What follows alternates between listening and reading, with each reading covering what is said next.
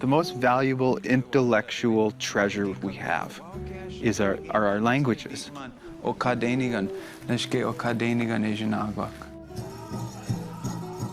We're at a make or break time for the future of the Ojibwe language.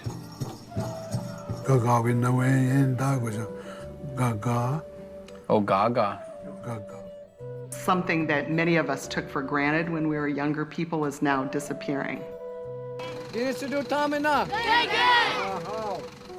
Migo with the Shindaman, Winjia Pitain dog with getting way winning on, get the Shitwa winning on, Kinnego got me to go sit in the Shinabe. To lose the language is to lose the medium we have for conducting most of our ceremonies. There's a lot at stake.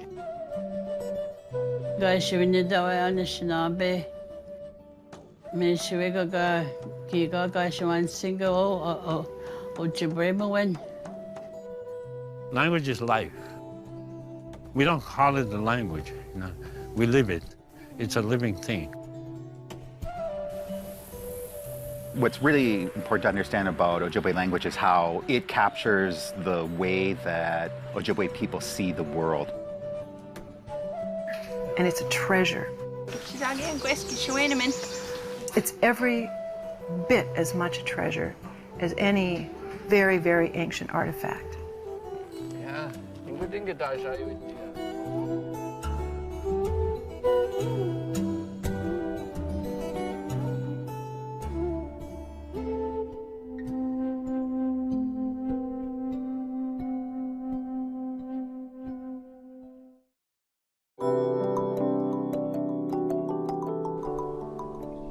While many Americans are familiar with the loss of biodiversity, the problem of shrinking habitats and endangered species,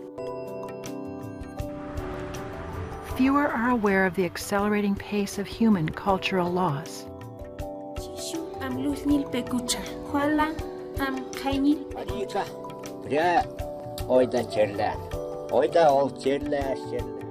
According to a recent UNESCO study, of the approximately 6,000 languages currently spoken in the world, only half are expected to survive this century. A language dies every 14 days. Nigi Gema Ingi. The Ojibwe language is one of those endangered tongues. I feel that we're at a make or break time for the future of the Ojibwe language, at least as it's spoken in the United States. Ojibwe is spoken across a wide swath of North America, from eastern Canada through the Great Lakes region and as far west as Montana. While fluency rates remain high in some remote parts of Canada, the language is in decline in the United States. Especially on the U.S. side, we're very worried about the future of the language. When I was growing up, my mother and all her siblings spoke Ojibwe. My grandmother spoke Ojibwe. My grandfather did not speak English, spoke Ojibwe exclusively. And what we're noticing as kind of older generations of Ojibwe people pass away and a new generation coming up, that they don't have that experience of Ojibwe as the older generation had. We have around 1,000 speakers left. Most of them are in Minnesota on the Red Lake Reservation, with another pocket of strength in Mille Lacs.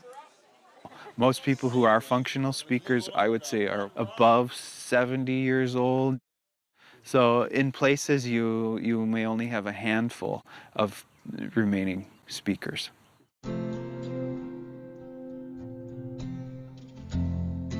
Late 19th century boarding schools and other assimilationist policies were the leading causes of the language's decline.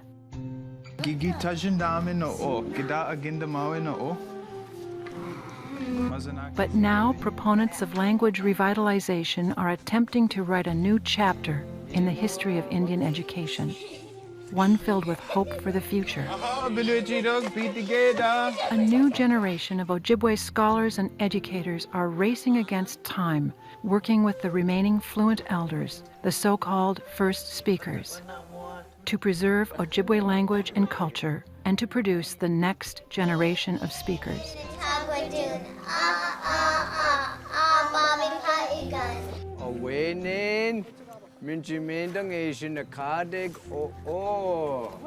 But even as programs in Minnesota and Wisconsin begin to bear fruit, some parents and educators remain skeptical. I think what people who are looking at this from the outside always wonder is why, well, there's not that many speakers. Why save it? I get this question all the time. It's not a language that is of economic use, people say. And what my answer is everything economic? Is everything based on a system of economics? Do we want 3 languages in the whole world?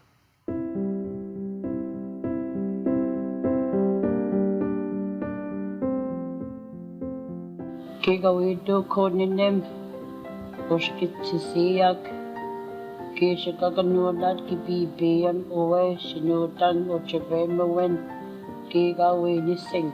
I look at it as part of our cultural heritage in Minnesota that we all should be invested in, because what's unique about Ojibwe and Dakota is that they are the indigenous languages of the place we live.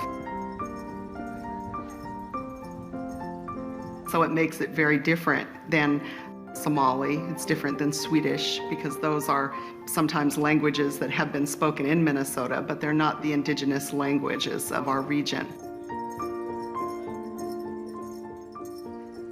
It's every bit as much a treasure as any very, very ancient artifact that we preserve with immense care in a glass case, in a museum somewhere.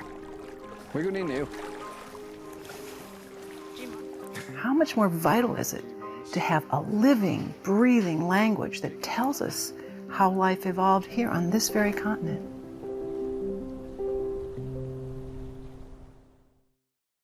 Albujo.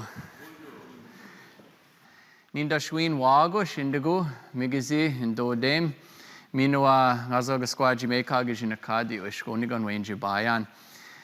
Ninisido taguna Ojibwemuyan. Anind bangi anyway sago. Aha, hinkajagana shim age. I guess I better use some English too.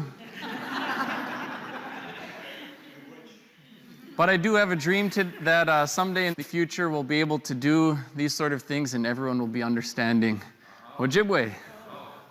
I always tell the deans at Bemidji State University, if somebody calls and asks for the Department of Foreign Languages, you send them to the English department. Hey there, how are you? Sue. Good to see you. Yeah. Any description of historian and author Anton Treuer's career is filled with superlatives. Ah, hi there. He was the first Ojibwe person to graduate from Princeton University.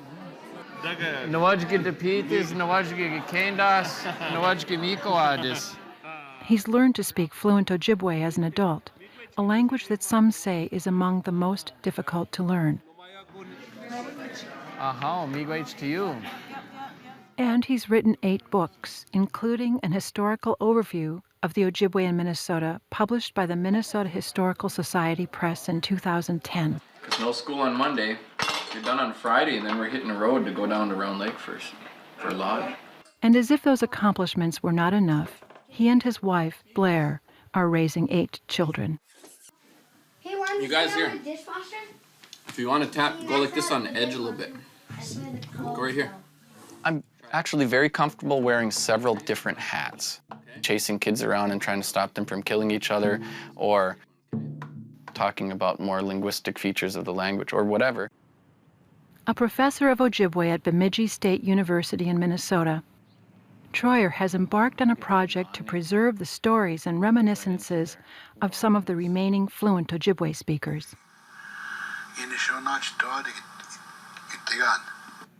Yeah, this is a story by Eugene Stillday of Ponemah, Minnesota, and he's talking about wild horses in Ponemah. There was a pretty substantial herd of wild horses up there. In 1995, Treuer began editing the Oshkabewis Native Journal, a bilingual publication founded by his teacher and mentor, Earl Nyholm. Through that, I ended up seeking out and recording, transcribing, translating a lot of eloquent Ojibwe-speaking elders. He was very deliberate and very determined about what he wanted to record and who he needed to record and how to do that. Oh. Yeah. Anton spent a lot of time wandering around with a digital recorder, gathering all this up. And that gave us chunks that we wouldn't have. They're pages of history. All right, so we'll play a little bit of Eugene here.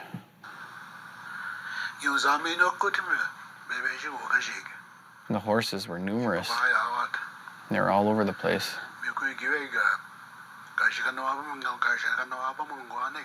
And they watched over us. It was like they were taking care of us. If there was bad weather, big winds, or thunder, they knew about it ahead of time.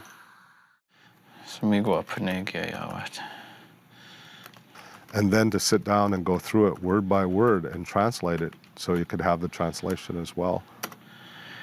Yeah, so they were always there. It takes a lot of time. I mean, listening to one sentence in Ojibwe, you know, sometimes you have to listen to it 10 times to really get it written down. One of the things I'll do, I'll kind of go through and rough draft out a version. Then once I get a pretty clean version, I'll also go through that line by line with Eugene. You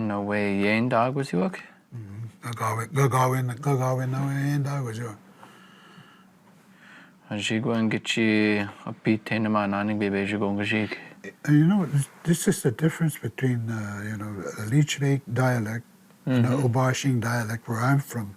Oh. We say Jigwa. Jigwa. That's the variation between my Ojibwe and other people, you know, other reservations. Well, for your story, we want to go with your Ojibwe. Yeah. Yeah. Yeah, so it's good you catch those. Got Osaid? Let's see. In collecting these oral histories, Treuer is in a race against time. There are probably about 50 really important elders that I've worked with, and about 35 of them have died since I started that.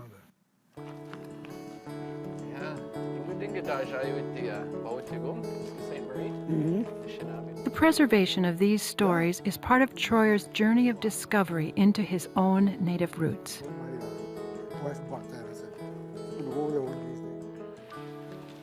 That's in front of where Grandpa Bob's house is now.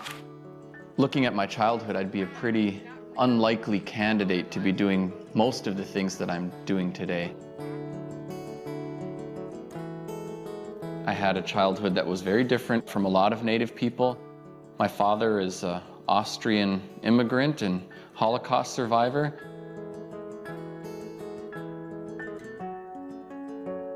My mother's Native from Leech Lake. Kind of grew up with a foot in both worlds. My mother was on a life journey of her own, reconnecting to traditional Ojibwe culture and ceremonies, and I was drug along for a lot of that. Here, look down here, that's making maple syrup. Who's that? That's me. I tried to make sure that the kids knew how to do stuff that, you know, I knew that we had depended on to live when I was a kid. I made sure they knew how to rice, so they knew how to finish it, how to cook it, how to make maple syrup, how to hunt, how to snare rabbits, stuff like that. I wanted them to know how to not only know how to get things from the earth, but how to appreciate it. I think that was my main thrust when they were kids, not to take all that for granted. Yeah, that's Grandma That's Peggy. Grandma Peggy. That's you. She sure was pretty back in the day, huh? Hey, wait a minute, no, not just back Still in the day. pretty, still very beautiful. Like many young kids, didn't really think anything I was exposed to had any value.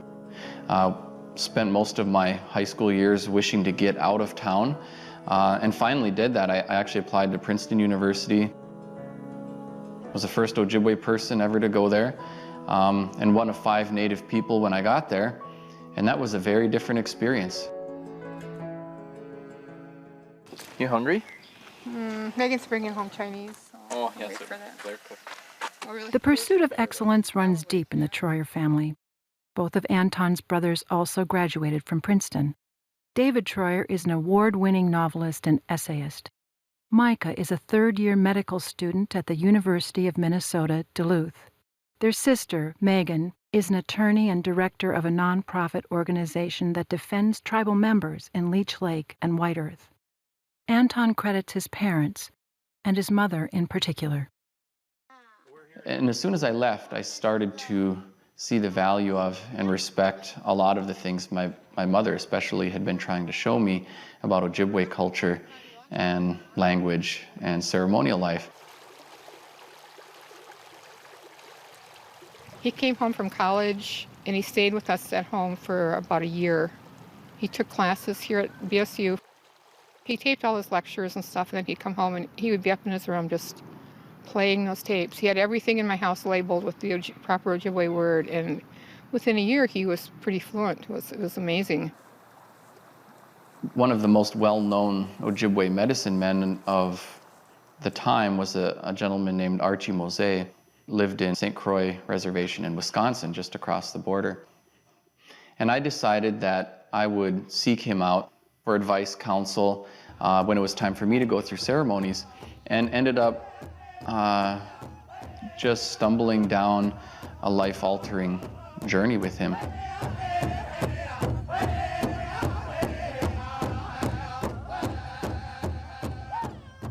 I ended up living with him off and on, especially during summer months, driving him around to officiate at funerals, assisting him at different ceremonies. And through all of that, I was immersed in Ojibwe language, immersed in culture, and I learned a lot about both through the entire process.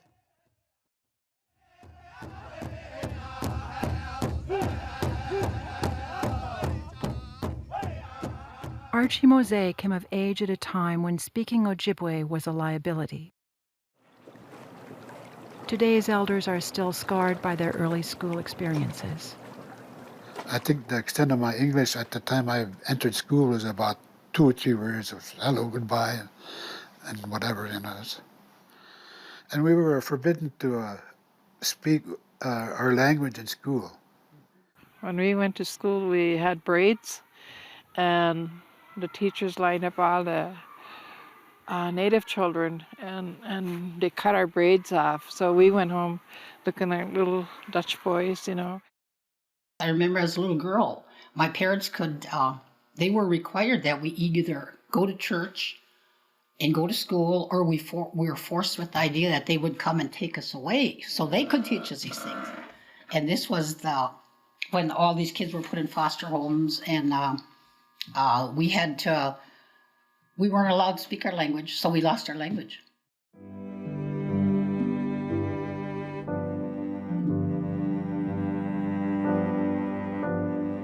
Many of the parents and grandparents of today's elders were sent away as children to U.S. government-run boarding schools. They would take children, usually very young, first-grade children, age 6, and they would remove them from their communities and home and place them in a residential school. They would have their hair cut and their traditional clothes burned up and get uniforms, march to class. Children could not speak their tribal language. They had to speak English. They were supposed to attend Christian church services. It was designed to assimilate.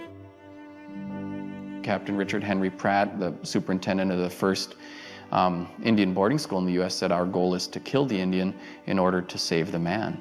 And he really felt that it was doing a favor to Native people to kind of rub out their culture and their language. The damage is tremendous to individuals and to the entire community.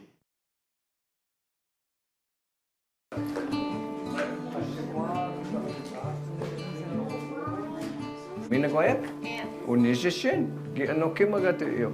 Bakana na gingigi isichige.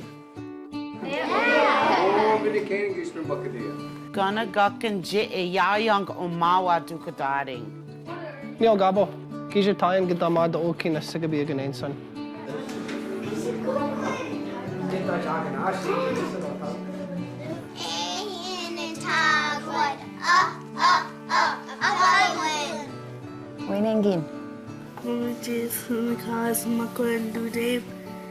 If government boarding schools are the dark past of Indian education, then schools like this are the future.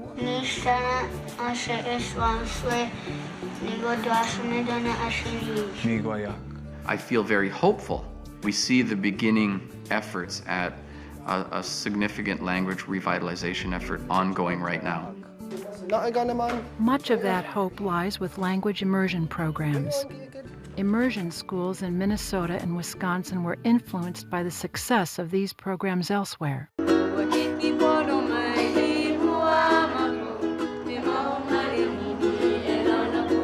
The experience of Indigenous groups, like the Hawaiian Islanders and the Maori of New Zealand, has proven that language immersion programs work. Hawaiians went from 500 speakers to around 15,000. And probably the most exciting thing there is that about 3,000 of them are first language speakers. So it's the first language they're learning in the home. The Maori also have had a lot of success. And in varying degrees, other tribes in the United States have too, such as the Blackfeet and the Mohawk. Brooke Ammon is the former education director for the St. Croix Band of Chippewa. She and her husband, Sean Farlander, spent a year studying immersion programs in Hawaii and several other states. If the boarding schools of old divided families, she says the new immersion schools are bringing them together. In a lot of the cases for the immersion programs is that there's a family involved, a family who wants their children to have this opportunity. That was something that was every place that we visited. These Native parents saying, we want something different.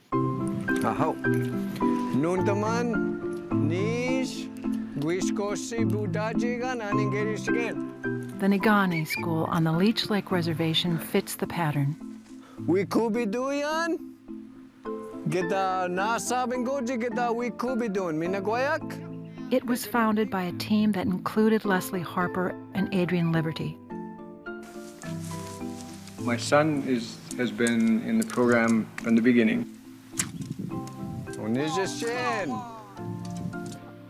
New teacher. And his mom is the director of the program. And more experienced teachers. And I'm his teacher. I've been his teacher for a few years. And we're divorced. We've been divorced for a number of years now. And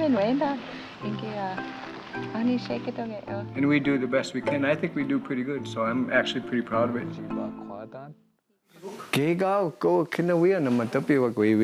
We both knew as parents, you know, this was how we wanted to raise our son and that we wanted our son to go to school here. It was for something for our son, but also for other kids. That was Leslie's legwork. She busted her butt. She pulled it together and said, let's do this, a school within a school. And they got a outbuilding at Buganagujig School, which is a BIA charter school. And out of it sprang Nigani. I'm the director of the program here. But we also have 3 elders who work with us, and they're our real bosses. We've got Jerry Howard, Leona Wakanabo, and Marlene Stately. And we designed it so that we would make sure we have a first speaker of Ojibwe in all our classrooms. We go from kindergarten through 5th grade, and we have multi-age classrooms. So this first room is Banajawa, what is one? This is our little baby bird nest. And Gimme One, Dustin Burnett, is teamed up primarily with Marlene.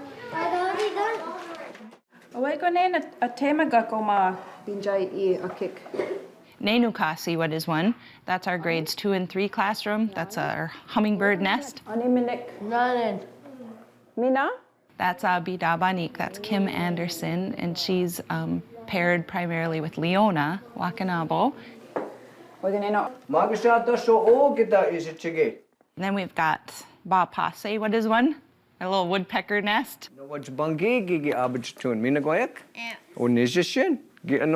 That's our grades 4 and 5 classroom. And that's where Nabek teaches, Adrian. He's paired primarily with Jerry Howard.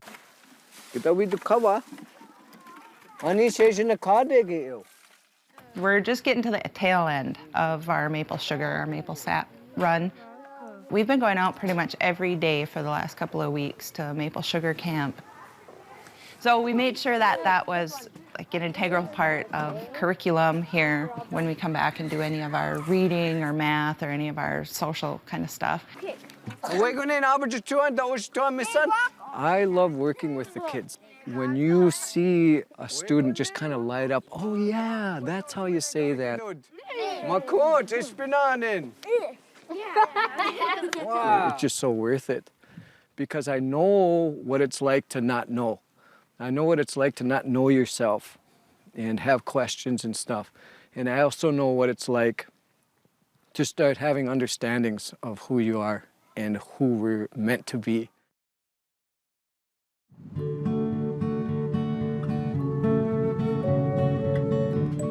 150 miles to the east, near Hayward, Wisconsin, lies the Lakota Reservation. The reservation is home to the Wadukodading School, the brainchild of Keller Papp and Lisa Larange.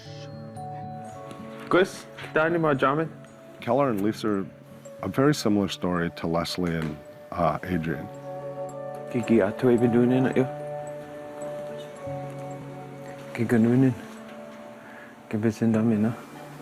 They had children.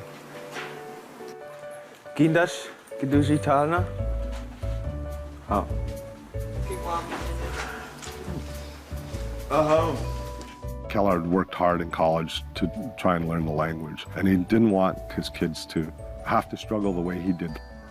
And he wanted to help them, and he wanted to help other kids learn. So they just got busy doing it. The most valuable intellectual treasure we have are our languages.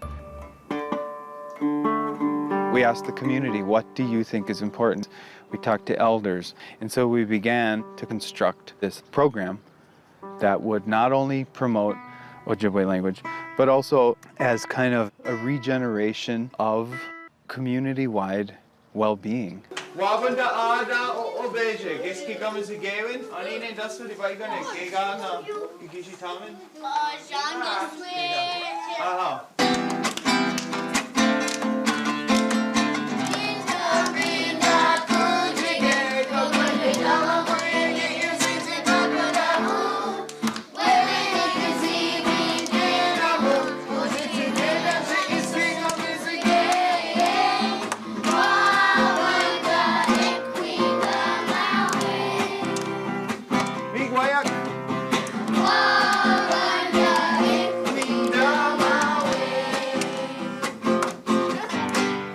I really believed that this was really the only way to really bring the language back was to work with children.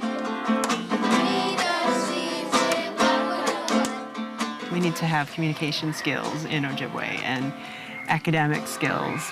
So in a school, it would be great to have like a total immersion classroom.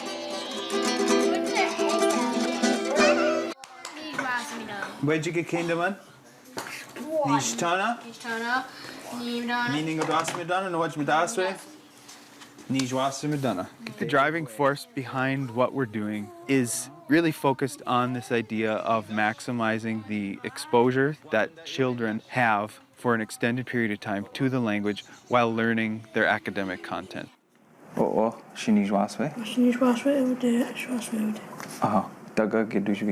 so, for instance, children learn mathematics, they learn social studies.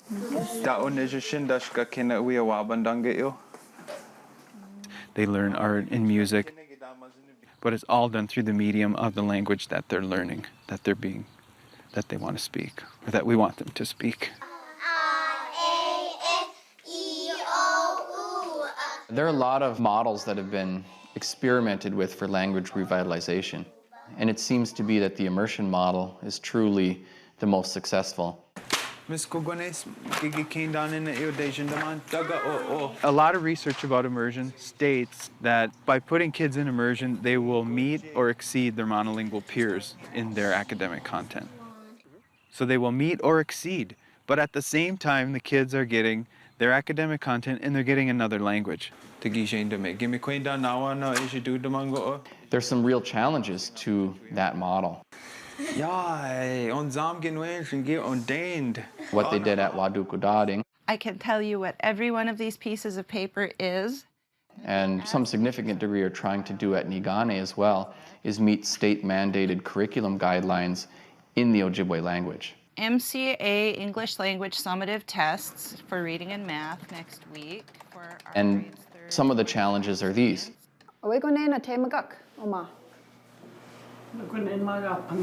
The fluent speakers are elders, and they're not trained as teachers. And the trained teachers are not fluent speakers.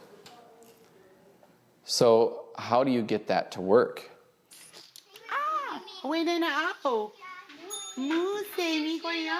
The answer is a lot of hard work by teachers and elders. I got the job, and I was very excited. And then there was this serious reality check that happened upon walking into the classroom. I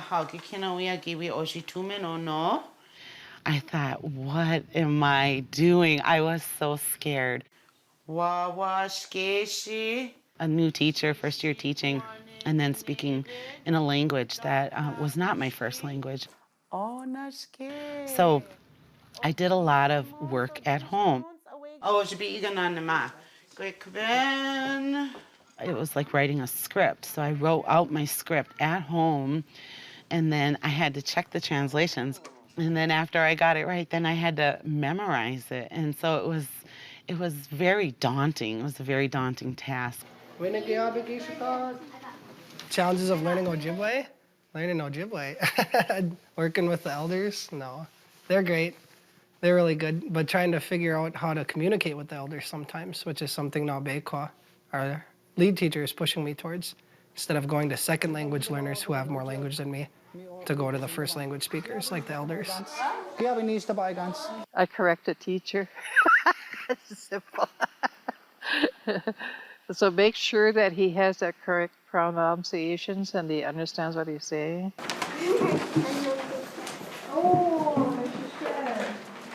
Hi. The grandmas, they're there to model the language. They are there to correct us. They're there to just provide a grandma or grandpa presence, that kind of calms the kids.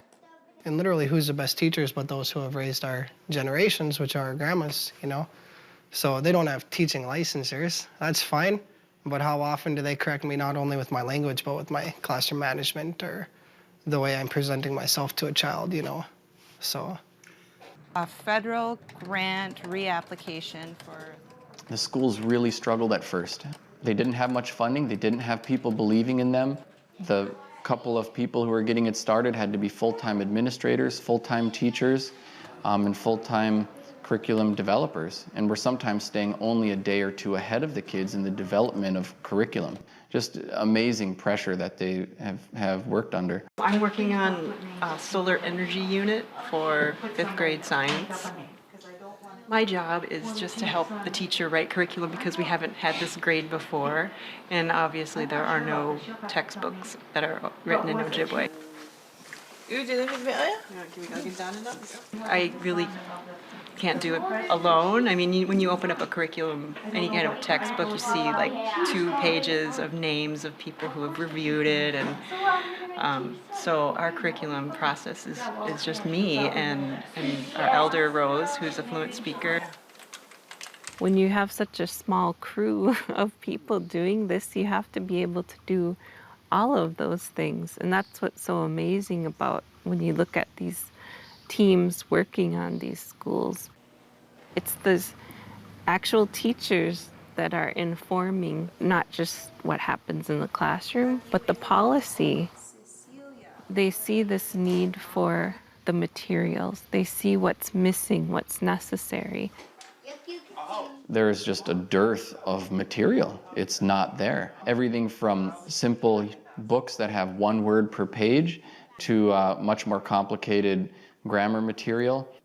You're facing challenges like not having an Ojibwe library of 5,000 children's books to go to. If you really look at state-mandated curriculum guidelines, I mean, they're teaching water tension levels in grade 2, you know, algebraic formulas in grade 3, and it starts getting very complicated. So developing terminology for what are really foreign concepts is one of the challenges. Ashinan and mi goyak. A lot of times we'll just take common math concepts like a quotient, things like that. How are we going to ask this old man and this old lady, how can I say quotient in Ojibwe? So I could say, like, we have a graph on the board here. And I asked Nabeko, how do I say graph? And he said, I'm not going to tell you anymore. You need to go ask those elders. And I said, well, she's 70 years old. She probably doesn't know how to say graph. When has she used the word graph in the past 40 years? I don't know. Maybe she doesn't know. I know you know because you have a graph on your wall. And he says, well, that's a skill you need to acquire, is to communicate with those elders what you need from them so that they can give it to you. Because a lot of times the response is, we never had that, and yeah, you didn't, but you did. You did have it, but it was just spoken of in different terms. So we have to bridge those understandings. I gotta think, how do you say this and how do you say that? It's really hard when you wanna, especially the new words, they don't have names, all of them. Plastic. Plastic. Like, we don't have a word for plastic. Like, I was just looking back into the investigation for the teacher's guide, and I couldn't remember what we called plastic, so. In the ability for our languages to adapt to today. Because if they can't adapt, and if we can't have a term for Weber grill or camera tripod or polyester pants, then it's not going to live.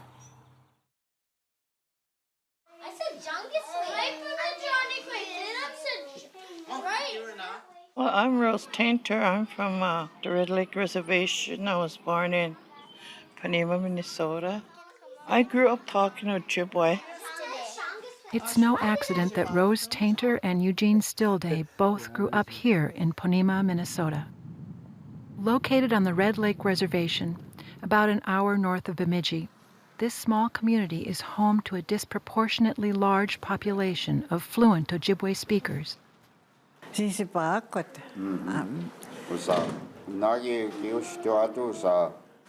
Ponemah is a very special place, as is all of the Red Lake Reservation.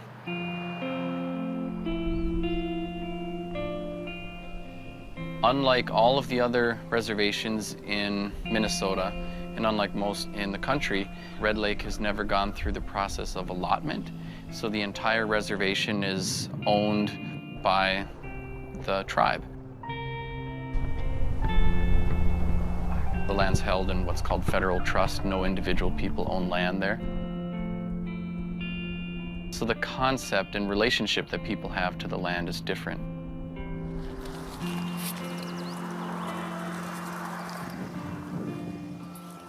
The relationship with one's ancestors is also conceived of, thought of, and daily practiced very differently.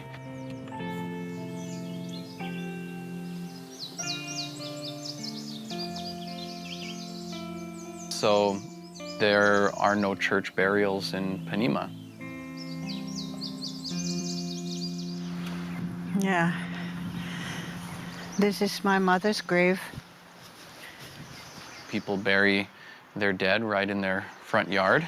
I got my mother, my uncle and my sister. So there's a very tenacious hold to culture, custom, practice. And because of that, the language is also very strong there. Over here on the right is my mother's parents' homestead. And so we had to walk all the way over here. Larry Stillday is a typical Ponemah fluent speaker. Raised in a bilingual home, he still speaks Ojibwe. A Vietnam veteran and recovering alcoholic, Larry runs a chemical dependency treatment center here. Most days he takes lunch here at the local nutritional center. Allez. Can I get my chachou mingo in?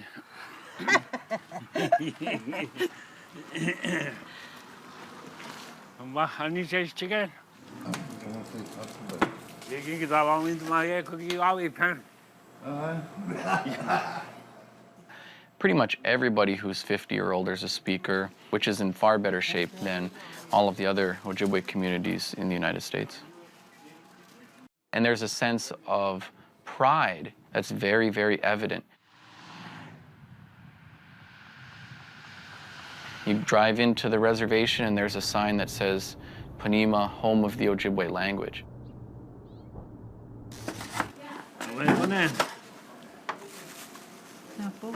Oh, naboob.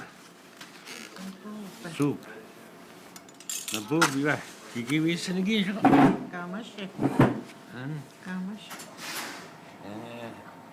In this case, is the same out here. Would you just want to win? You age, mommy, quite a monk. Yeah.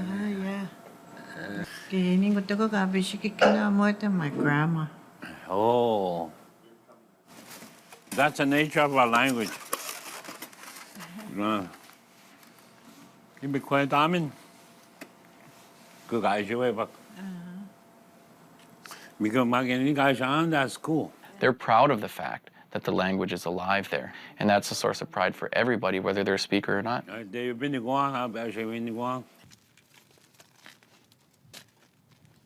Treuer is here in Red Lake to record with one of his most prolific and knowledgeable elders, Ponemah native Anna Gibbs, or Wassabeek, as she's known in Ojibwe.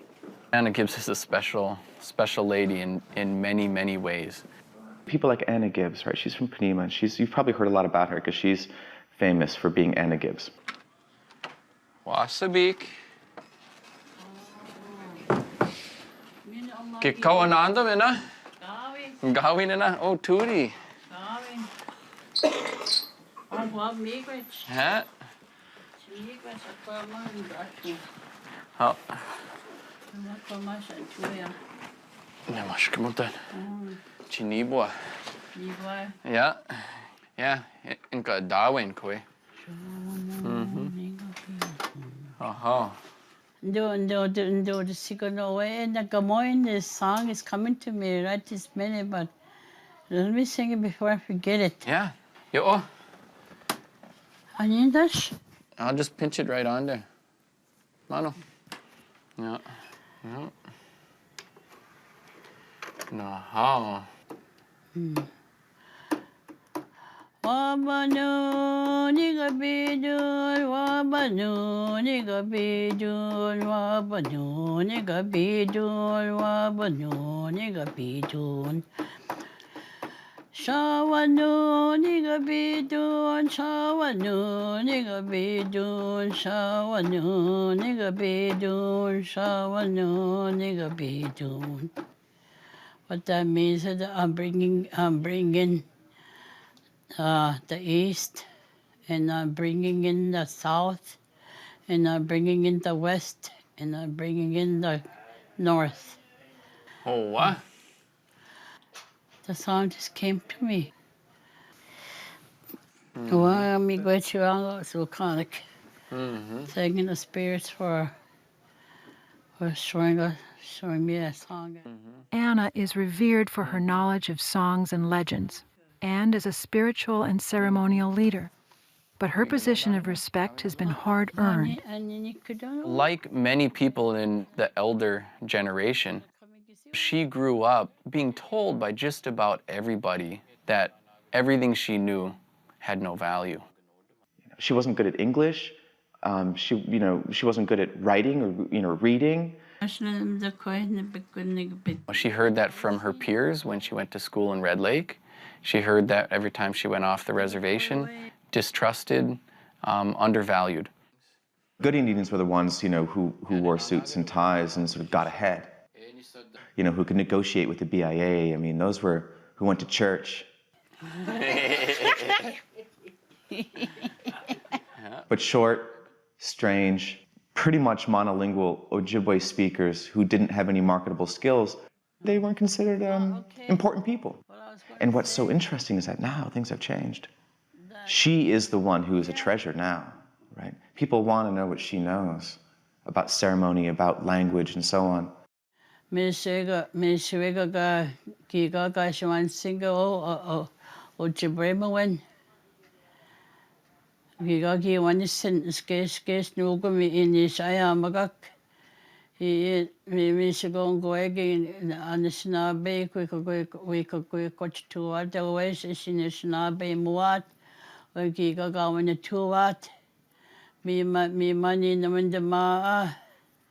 And we do Kausuyang, and the Awagos.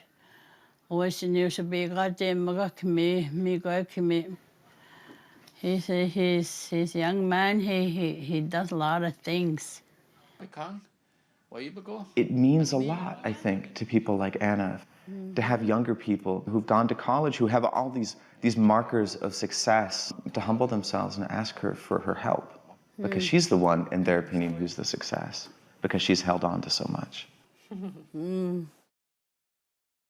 What's really important to understand about Ojibwe language is how it captures the way that Ojibwe people see the world, which is, language and culture are interrelated, right? It's sort of the chicken or the egg, what comes first, because they play off on each other. It also means that important cultural concepts or historical concepts are loaded with meaning. So when you talk, for example, about the importance of Indian names in Ojibwe culture. There's a word in Ojibwe, it's niawe'e, and that is, translates to roughly my namesake. When a child is born, they receive a name. The parents of that child pick out people that they respect. Someone who's a good teacher, hunter, someone who is revered in a way. The adult or the person that was chosen is expected to help take care of that child, help to keep them on track in life. The word itself, niawe'e, has a chunk in it, a piece of morpheme that is like the one in niau, which is my body. When somebody gives someone an Indian name, they're really taking part of who they are spiritually and they're putting it into somebody else. So in a sense, their body becomes a housing for part of the name giver's spirit. And they're connected that way. And that's all built right into a word. David and Benesi, and they call each other we'e. It relates them for life.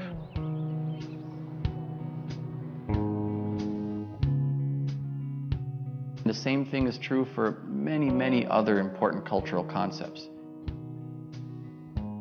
People say age is highly venerated in Native culture. But when you look at the words we have for elders, Gichiaya'a, a basic Ojibwe word for elder, literally means great being. Or the word for an old woman, Mindemuye, literally means one who holds things together. It describes the role of the family matriarch. So you don't have to say respect your elders. In Ojibwe, it's built right in with any word you would use.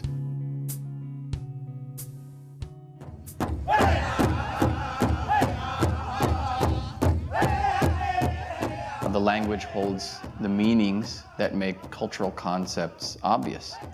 Could look at the word for drum, deweagan. De pertains to heart or center, way, sound, and it explains everything from cultural protocol, why the drum goes in the middle and people move around that. It's like the heartbeat of the people. For example, when we do a funeral, it has to be done in the language. It's our belief that that's what one's soul understands. To lose the language is to lose the medium we have for conducting most of our ceremonies. There's a lot at stake.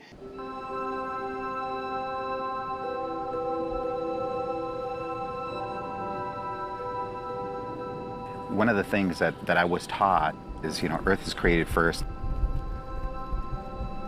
then the trees and plants and animals.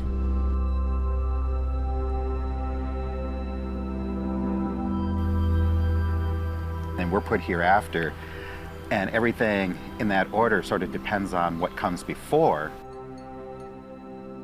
And us being last, we need all of that, but it doesn't really need us. And I think that comes through in the language because of that whole concept of what we have in the language of animates and inanimates, beings and things. So for example, something like thunder is a being, it's someone. We use all of the animate verbs that would basically sound like we're talking about a person. Words that we'll use for the sun are all related to our grandfather. The words for the moon are all related to a grandmother. In Ojibwe, if someone asks a question, have you seen grandmother? And oftentimes how that could be understood is the moon up, you see. But if we say that in English, it doesn't make any sense.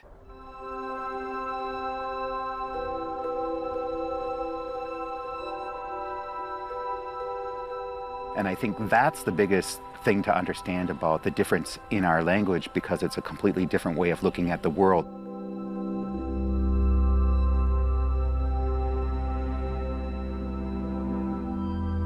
If we think that all of these trees here and these birds we're no better than they are, and they have some of the same types of abilities that we do, I think that makes a person start to think about them in a way completely different than just something that's here for us to use.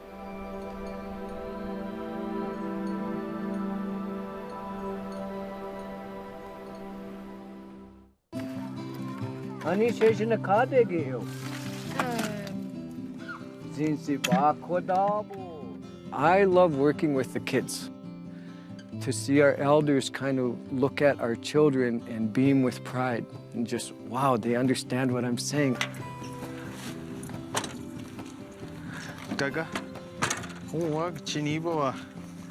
We didn't want our kids just to be around Ojibwe, and they know 10 words of Ojibwe, but to be able to understand our language and to be able to speak our language, to feel who you are through your language.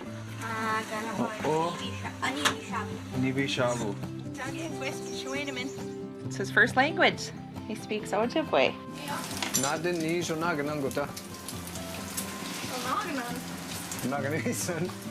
Very, very few people his age in our communities who spoke Ojibwe as their first language. Ultimately, you need a critical mass of people who speak the language, intergenerational transmission of the language, and to see it starting to work gives me a lot of hope. There's a word, it's Inwe. It means language or the sound that you make. Inwe, like a dog. In Anin Inwe Animush. Adrian Liberty talked about this a lot. That's where I got this from. He's good. He has a great idea about it. And he does this comparison. He's Anin Inwe Animush. Everyone says, ruff, ruff, ruff. Anin Inwe Gajagais. Meow. Anin Inwe Anish.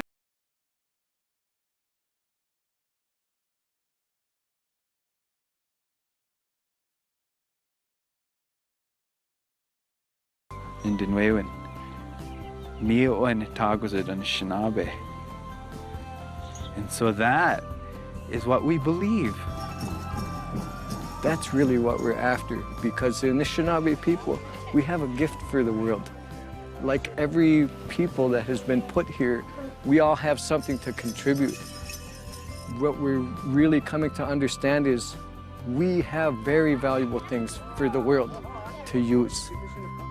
but most importantly for us to say, you know what, we're Anishinaabe, we're put here on this earth, we were given this way to sound.